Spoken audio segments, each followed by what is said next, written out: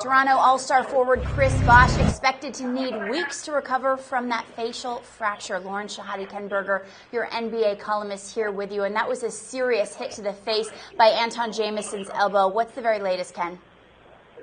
Well, he's going to miss. Chris Bosh is going to miss the rest of the regular season, and that could very well mean that there will be no playoffs for the Raptors. I really thought they were going to have a hard enough time getting in as it is. A half-game lead on Chicago heading into the final week here. And without their best player, really the guy they needed to carry them down the stretch, it's going to be very tough for them to get in. They have, after Thursday night when the Bulls play Cleveland, they each have 4 left.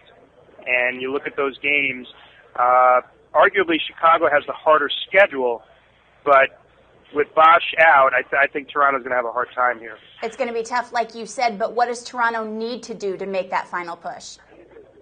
Well, they're going to have to get some big-time contributions, both in the rebounding area, which has hurt them all year, and obviously in the scoring department. And that's where perhaps Hedo Turkoglu, although he's been hit in the face also, is not as serious as Bosh. I don't know what's going on there in Toronto with people getting hit in the head, but they're going to need him to step up and do some of the things that they thought he would do when they signed him as a free agent this past summer to a $53 million contract. Turkoglu's been kind of a bystander in the Raptors offense for the most part. Hasn't gotten nearly the opportunities that he got in Orlando.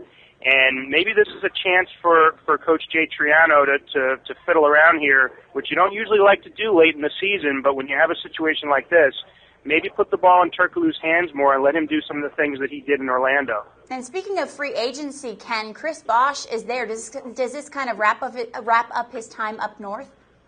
It could very well. I mean, if they don't make the playoffs, it could very well be that he's played his last game in a Raptor uniform. The GMs around the league that I've talked to recently continue to believe that of the marquee, highly regarded free agents in this summer's class, and there are a lot of them, they believe that Bosh all along has been probably the most likely to seek a new destination this summer. For a lot of reasons, he's going to be in demand. For one, he's a terrific player. And the flip side of that is that from both sides, his end and the Raptors' end, things just really have not clicked the way both sides had hoped. He was not able to elevate that team, even with the addition of Turkoglu, and get them, to a playoff contending level, and a team that was going to advance deep into the postseason. It just hasn't happened there. And I would look for, regardless of the injury, I think this was going to be the case. I would look for a sign and trade situation being the best case for both sides. Bosh will get a fresh start somewhere else, and the Raptors won't lose him and get anything in return. For Bosh, his face is expected to heal just fine. This doesn't affect his impending free agency at all, Ken? I don't think so. I think this is a short-term injury, kind of a freak thing. It's not like a knee reconstruction or, something of that magnitude. This is something that he'll be able to shake off. And if somehow Toronto makes it into the playoffs, he could even come back and play at some point. So I don't think it's a long-term factor that way. All right. If you are a Toronto fan, track him right here on CBSSports.com. For Ken Berger, I'm Lauren Shehadi. Until next time.